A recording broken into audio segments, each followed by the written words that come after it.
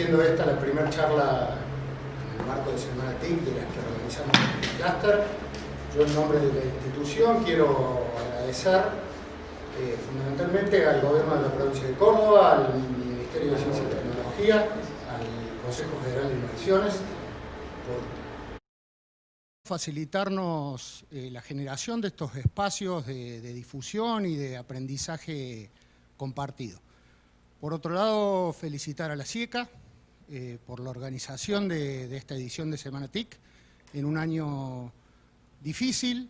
Ha sido muy desafiante organizar este evento en una modalidad 100% virtual, así que mi reconocimiento por ese trabajo que ha sido muy arduo.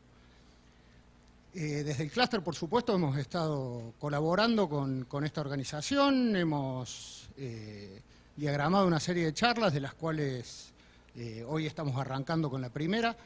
Yo quería comentarles un poco las otras actividades que hemos organizado desde el clúster. Por un lado, el día miércoles a las 9:30 de la mañana vamos a tener una charla donde algunos chicos que trabajan en empresas acá en Córdoba de tecnología, tanto empresas locales, como es el caso de Aggi Asociados y de Dixis, como en Globant, uno de los unicornios que tenemos en Argentina y que tiene un importante centro de desarrollo acá en la ciudad de Córdoba, nos van a transmitir un poco la experiencia de qué se trata esto de trabajar en el mundo de la tecnología, las empresas de desarrollo de software. Y después hay dos charlas que están fuera de agenda, pero que creo que son muy interesantes y no quiero dejar de mencionar para invitarlos a participar. Mañana martes a las 14 horas vamos a tener una charla con Ronnie Kaplan, que desde Israel nos va a dar una presentación acerca de tecnología e innovación de impacto. Y el día jueves, también a las 14 horas, vamos a tener a Javier Lombardi, de Argentina Cibersegura, dándonos una charla acerca de identidad, privacidad y bienestar digital, con toda la implicancia que tiene todo el tema de la ciberseguridad, la seguridad en redes y cómo usar las redes y la conectividad de manera segura. Por último, agradecer a Iván. Yo no lo voy a presentar a Iván, voy a dejar eso para Gonzalo, pero agradecerle su generosidad, su predisposición. La verdad que siempre es muy inspirador escuchar los casos de emprendedores, de talento cordobés que ha triunfado en el mundo y en particular en el caso de Iván, en la meca de la innovación y el desarrollo y la tecnología como es Silicon Valley. Así que es un placer para nosotros que comparta su experiencia y nos cuente cómo fue todo ese proceso que lo llevó a que su compañía sea adquirida por nada menos que Amazon. Así que, bueno, nada más, gracias, bienvenidos a todos y los dejo con Gonzalo. Bueno, Pablo, muchas gracias. A ver, Iván, ¿estás por ahí? A ver si lo vemos, Iván. Bueno, en primer lugar, nada, la salvedad de que recién estuvimos con Pablo compartiendo, respetando la distancia, así que por eso nos vieron sin barbijo, así que cumpliendo con los protocolos.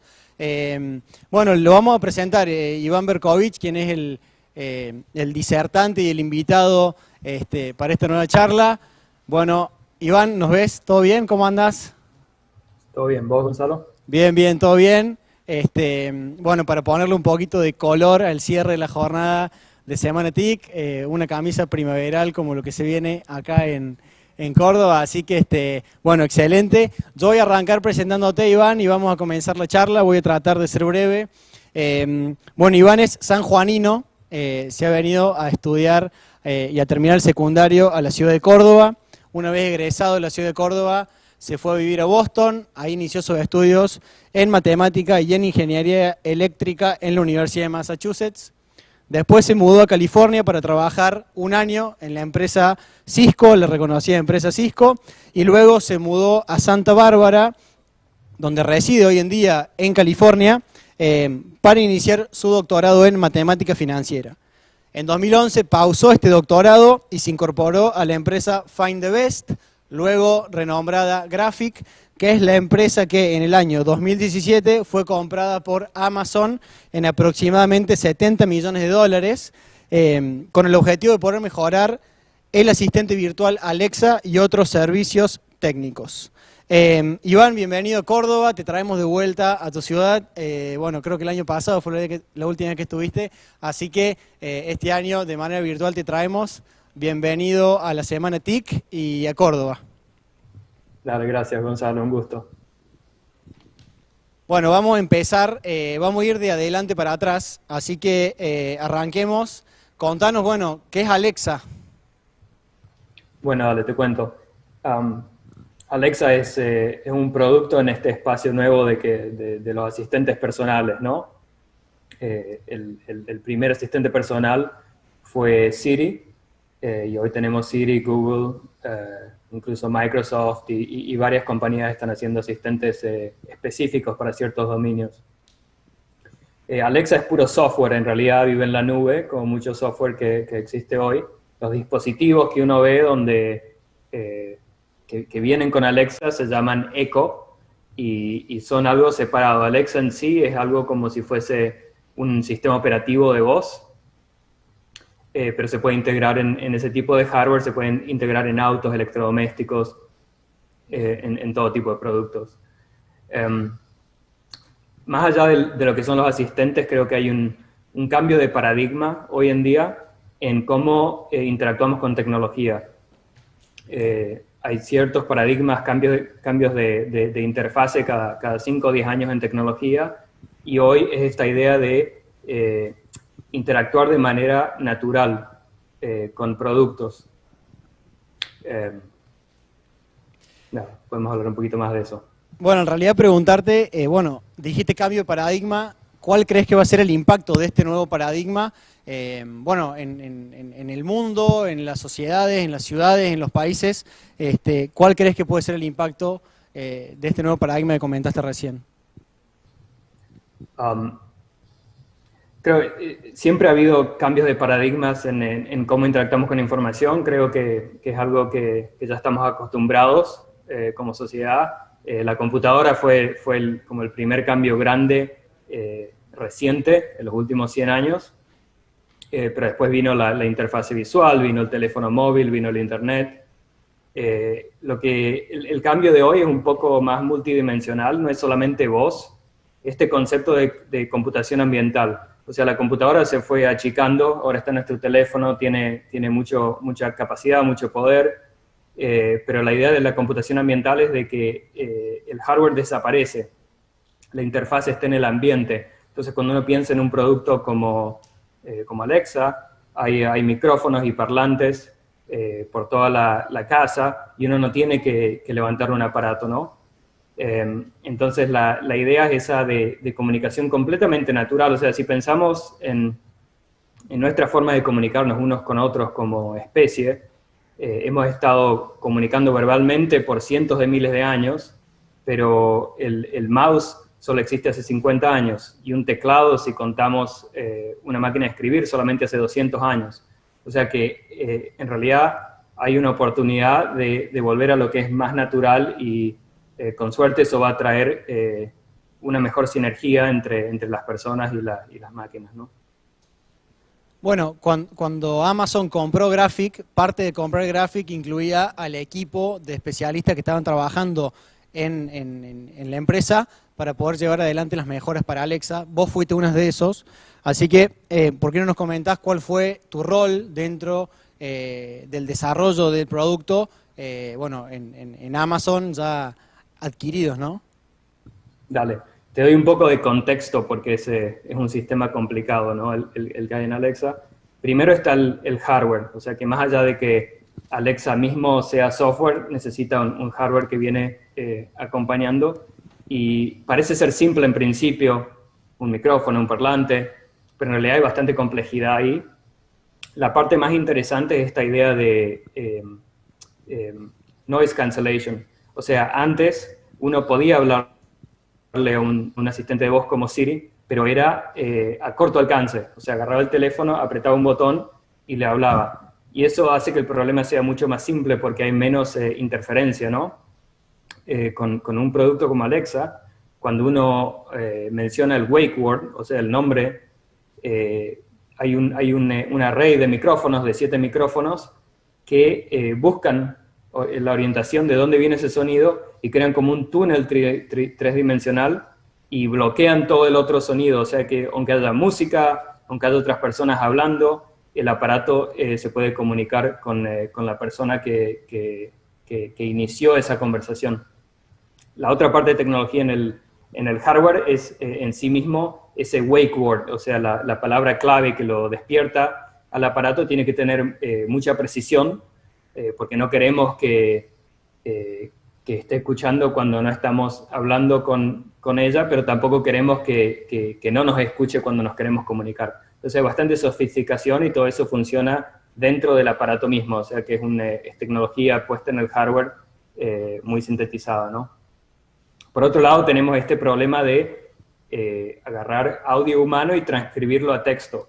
Es un problema bastante complejo porque las personas hablan diferentes idiomas y dentro de cada idioma hay diferentes acentos, entonces hay una complejidad bastante grande.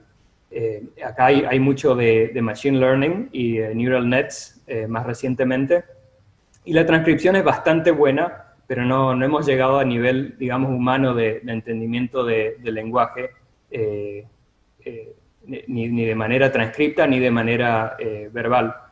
Algunos de los problemas que tenemos en ese espacio es el contexto, o sea, la máquina no tiene un contexto de cuál es el significado de la oración que estoy diciendo, entonces es difícil transcribirlo a texto, y lo otro que le cuesta son los nombres propios, ¿no? Porque hay un número infinito de nombres propios posiblemente.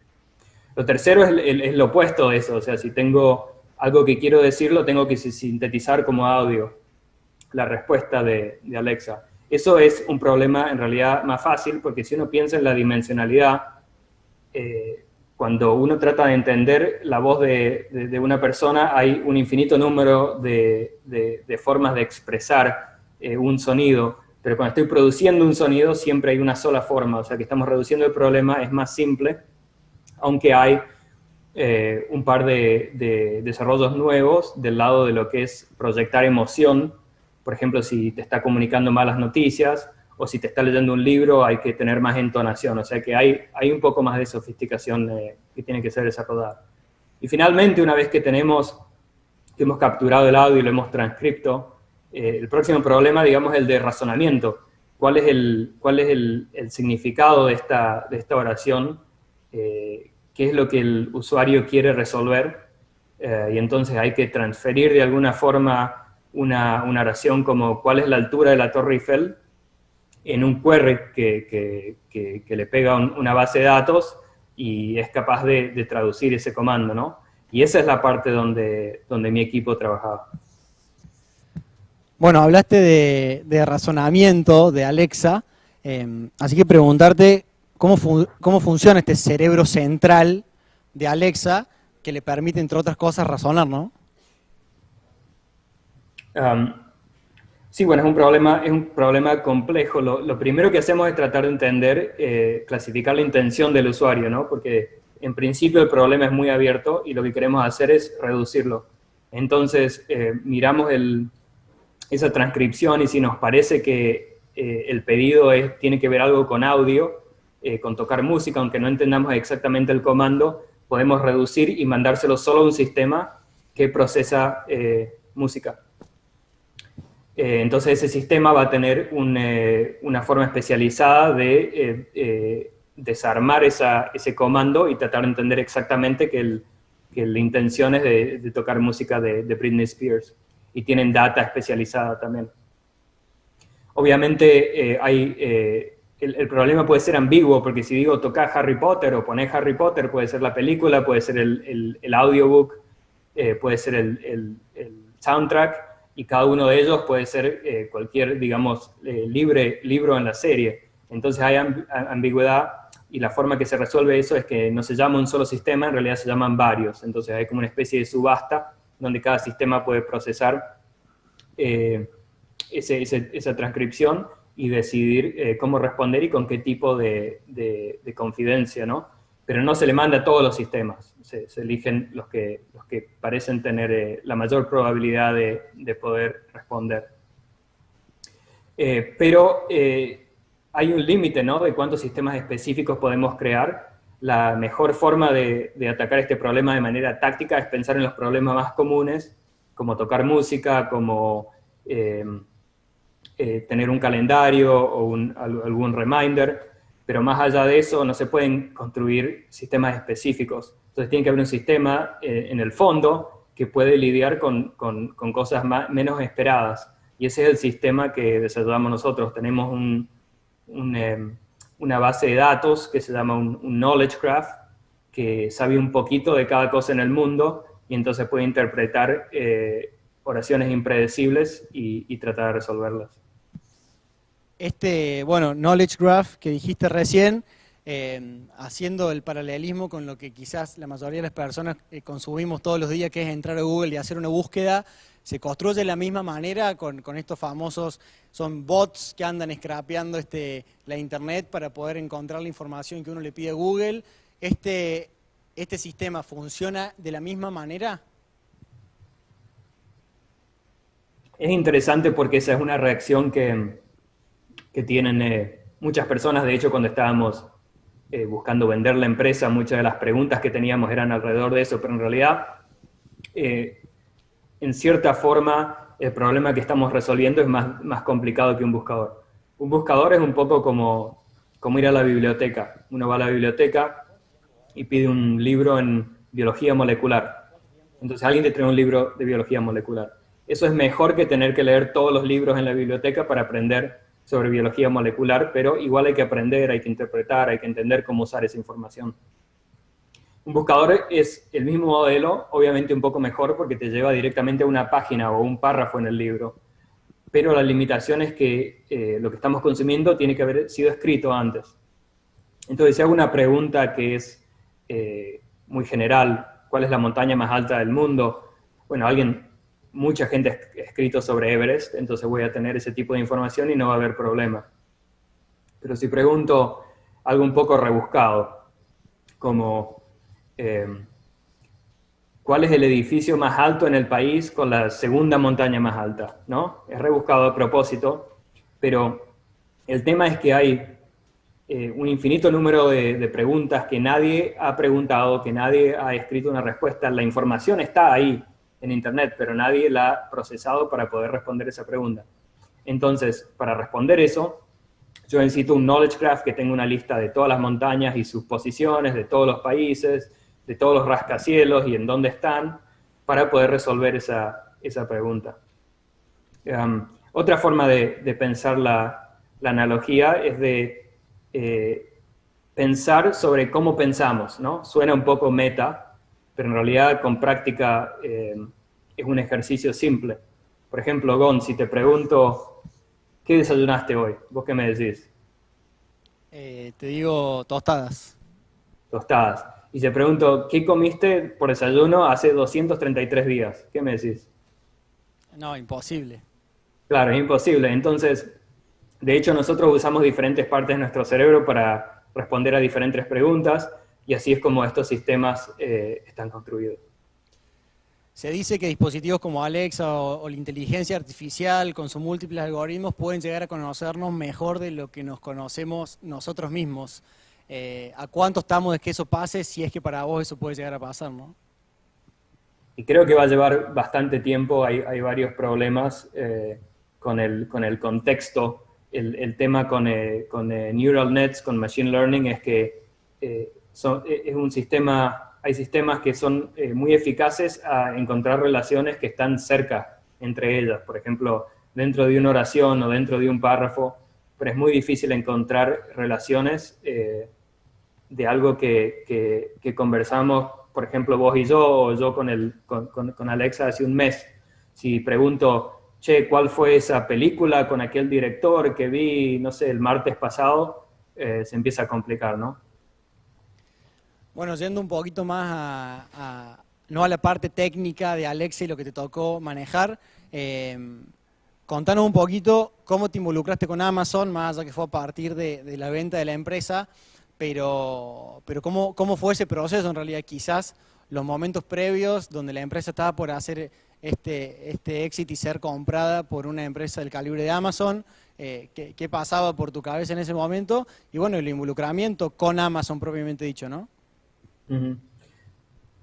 Pues yo estuve en esa empresa anterior 7 años, estaba a cargo de ingeniería y estábamos desarrollando tecnología muy interesante, pero no encontrábamos, digamos, el negocio. Entonces, a cierto punto decidimos que, a pesar de que el negocio no se relacionaba con el tema de los asistentes, la tecnología que estábamos desarrollando sí se relacionaba. Y ahí salimos a, digamos, a explorar la posibilidad de darle la tecnología a otra compañía, haciendo como un contrato o siendo como una venta. Obviamente la venta era lo ideal. Ese proceso nos llevó 18 meses y hablamos con todas las empresas que uno se puede imaginar que están en ese espacio y finalmente concretamos con Amazon. Una cosa que por ahí uno no piensa cuando desarrolla una empresa de estas de tecnología con la aspiración de venderla, es que aunque uno esté construyendo la empresa por 7 años y después viene alguien y te la compra, esa compra no quiere decir nada para un empleado porque la empresa no vale nada sin los empleados, entonces nadie te va a dar un cheque el primer día porque se irían todos, ¿no? Entonces la forma que estos tratos están estructurados es que, digamos, los beneficios financieros vienen después de una integración y esa integración lleva varios años y es muy compleja, ¿no?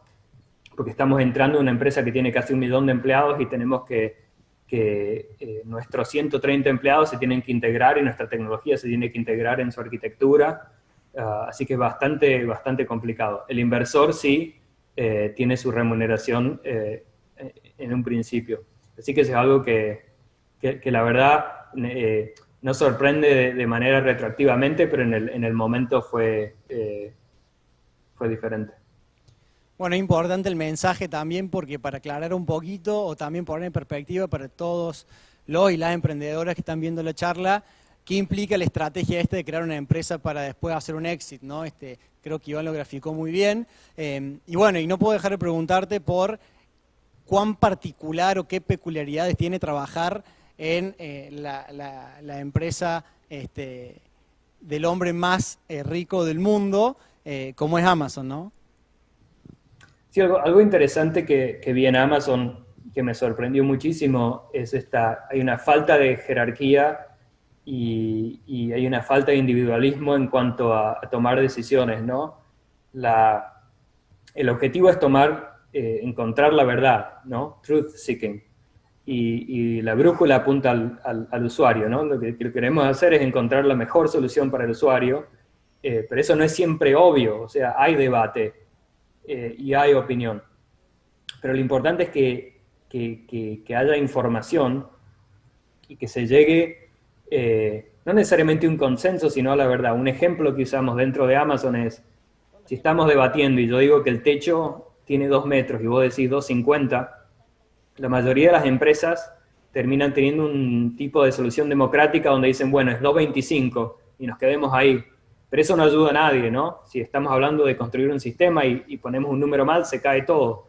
Entonces, eso anda, está muy malo y está bueno estar en una cultura donde se busca la verdad. Y la verdad es que es bastante poco natural, porque hay que forzar el debate, y no solamente el debate, pero debate con gente que está más alta en la jerarquía que uno. Entonces, ese es un proceso interesante de dejar la emoción, dejar el ego, pero sí debatir hasta que se encuentre la solución. Otra cosa interesante es esta idea de imaginar los resultados de un proyecto antes que se escriba una sola línea de código. Tenemos este proceso de imaginarnos cómo va a ser un artículo, por ejemplo, que escribe el New York Times el día que el producto sale, de acá a 2 o 3 años, y una vez que estamos de acuerdo en eso, en esa visión, en cómo lo va a percibir al usuario y cuáles son las cosas que el usuario va a amar y las cosas que no les va a gustar, de ahí empezamos a trabajar, digamos, en reversa, y empezamos a entender cuáles son los problemas más grandes y nos enfocamos en eso primero. Me quiero quedar con esto que dijiste recién, pero te tocó ser parte en estos 3 años que vos estuviste en Amazon imaginarte algo y cuando salió, por ejemplo, el artículo en el diario era contrario a lo que ustedes habían planeado? ¿Te tocó algo cerca de eso o no? Y se va trabajando digamos, el artículo cada vez que hay una versión nueva del producto, uno tiende a revisar eso, pero la verdad que la mayoría están bastante cerca a lo que se pensaba inicialmente. De hecho, puede que si buscas en internet haya ejemplos de lo que se decía de Alexa y era un párrafo 4 años antes de que salga el producto y es muy parecido a lo que salió. Estamos yendo de adelante para atrás, recorrimos tu accionar y tu rol dentro de Alexa, nos contaste más macro un poco cómo es trabajar en Amazon, volviendo más en el tiempo, cómo te involucraste con el startup, con Find the Best, después llamado Graphic, que te llevó a donde estás ahora, ¿no? Creo que tuve que pasar por un par de etapas para darme cuenta que lo que me interesaba más era resolver problemas prácticos.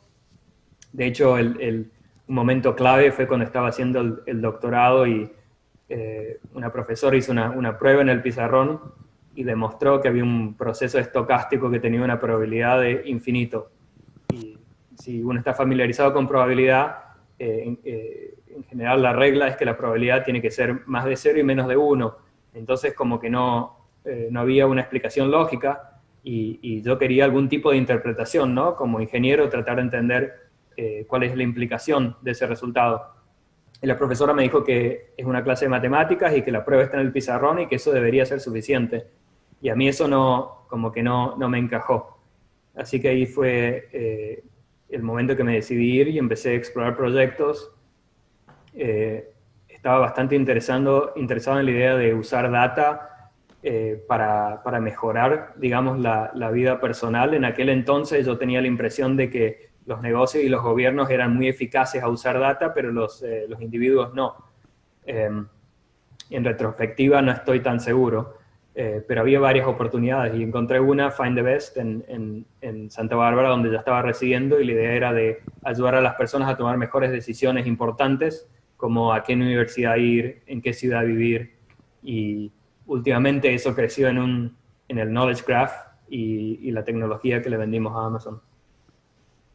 En Find the Best, esto que comparaste, cuando vos entraste, el estado de la inteligencia artificial, que es un poco lo que va articulando toda esta toma de decisiones y el cruzar datos y demás, no era el que era ahora, ¿verdad? No, de hecho, si fuese a empezar una empresa de nuevo, las decisiones de arquitectura que tomamos en ese momento serían completamente diferentes, ¿no? Que eso te expande un poco. Hoy en día, cuando la gente habla de inteligencia artificial, en general se refiere a una implementación específica, ¿no? Que le llamamos Machine Learning. Y Machine Learning es, yo te doy un montón de data y vos aprendés un patrón sobre esa data. Y más refinado que eso, en realidad nos referimos a Neural Nets, que es una forma de poder hacer eso con un poco menos de data y a veces con menos involucración humana, sin tener que definir tanto cuáles son los diferentes patrones de la data que estamos buscando, dejamos que el sistema los busque a sí mismo. Y esa tecnología ha existido desde hace mucho, pero por lo menos desde los 90, de casi la forma actual, pero no teníamos la cantidad de data ni suficiente poder de computación para poderlo hacer andar. Y eso es algo que cambió muchísimo en los últimos 10 años. Y puede ser, hay debate hoy si digamos, el cambio ya pasó, como que ya pasó la ola de Neural Nets y estamos como estancados buscando la próxima diferencia y el próximo paso. Y es posible que eso sea verdad, pero si uno ve el estado de penetración de tecnología en la industria, no solamente Machine Learning, sino cualquier tipo de tecnología, es muy bajo, ¿no? Entonces, aunque la tecnología se quedara exactamente donde está hoy, yo creo que veríamos un impacto en todas las industrias y en muchos aspectos de la vida personal en los próximos 10 o 20 años. Y por supuesto que también sin desarrollos, digamos, científicos igual la tecnología se va a hacer más barata, más accesible, los algoritmos van a seguir improvisando, así que yo creo que hay mucho para descubrir. Por otro lado, también hay hype, o sea, la diferencia entre lo que puede hacer Machine Learning hoy para una industria como la agricultura es gigante, pero por otro lado, no creo que vayamos a ver una computadora que tenga la inteligencia y la creatividad de un ser humano por mucho, mucho tiempo. Sí, creo que por ahí se confunden las cosas y hay mucho hype y hay muchas empresas que ponen AI en el nombre sin tener muy claro qué es lo que están tratando de resolver o cuál es el producto que venden. ¿Y cuáles crees que son algunas limitaciones importantes de por qué no se va a llegar a este estado que vos estás describiendo, que como dijiste vos, hoy hay mucho entusiasmo de la inteligencia artificial, está muy de moda, sumado a los avances tecnológicos y a la transformación digital, en la industria 4.0, en la revolución 4.0, que es lo que estamos debatiendo en toda esta semana TIC, y un poco también están hablando todas las industrias de la Argentina y de la región y del mundo. ¿Por qué crees o cuáles pueden ser las limitantes que impidan que esto que decís vos suceda, ¿no? Bueno, un gran problema es poder explicar por qué un sistema inteligente toma una decisión. Estamos entrenando sistemas con millones de puntos de data, entonces cuando algo pasa es muy, muy difícil saber cómo pasó. Y a nosotros como seres humanos, como sociedad, nos gusta poder explicar. O sea, cuando hay un accidente o cuando alguien comete un crimen, queremos tener un juicio, queremos tener una exploración y tratar de entender por qué pasó, a ver si lo podemos prevenir en el futuro. La realidad es que los humanos tienden a racionalizar mucho, o sea que en el momento lo que pensaron cuando tomaron una acción y la forma que la describen después, muchas veces está desconectado, pero igual nos gusta poder tener algún tipo de explicación. Y los sistemas inteligentes son bastante incapaces de hacer eso. Aun cuando lleguemos a esa solución, una vez que entendemos el problema, lo tenemos que tratar de resolver, ¿no? Un auto Tesla tuvo un choque porque entendimos que confundió un camión blanco con el cielo, ¿no? Bueno, ahora lo tenemos que corregir, y como eso fue entrenado con millones o billones de puntos de data, no es simple corregirlo. No podemos poner una línea de código porque no fue así producido el sistema, y si hacemos eso puede causar errores en otras partes del sistema. Entonces, además de entender, el sistema nos tiene que entender a nosotros para poder corregir ese problema a largo plazo. Y esas son cosas, hay bastante desarrollo hoy, pero creo que falta mucho, mucho tiempo para llegar ahí. Otra área, como hablábamos antes, es el problema de contexto. O sea, cuando digo algo, si es verbalmente, digamos, específico, un sistema lo puede responder. Por ejemplo, ¿llovió hoy en Córdoba capital?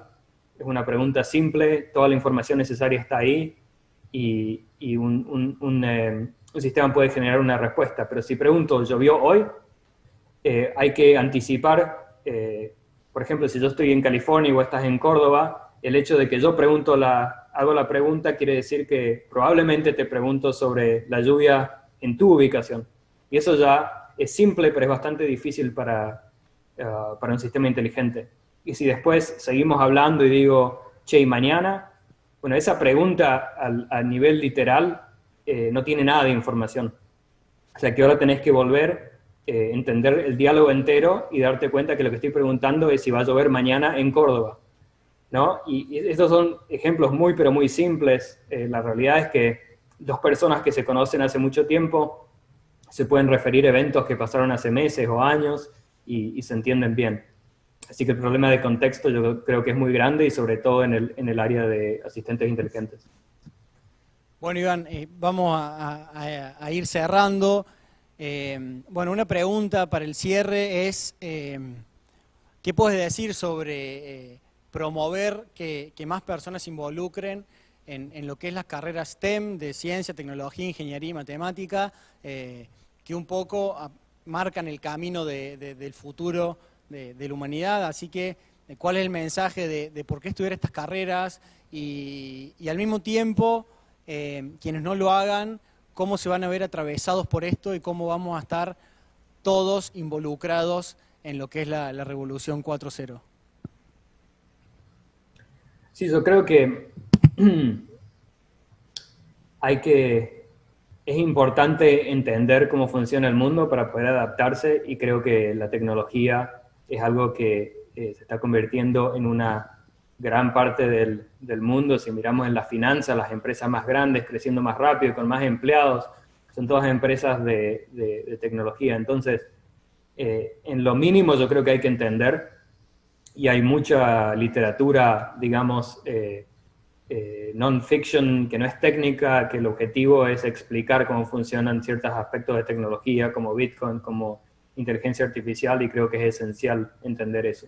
Más allá de eso, si alguien está en la etapa educativa, y es un buen prospecto de carrera, ¿no? Es interesante, hay buenos prospectos financieros, la calidad de trabajo es muy buena, además es algo muy internacional. O sea, yo trabajo con gente que está en todo el mundo, no hay barreras para el que puede contribuir a proyectos tecnológicos en cualquier lugar del mundo, ¿no?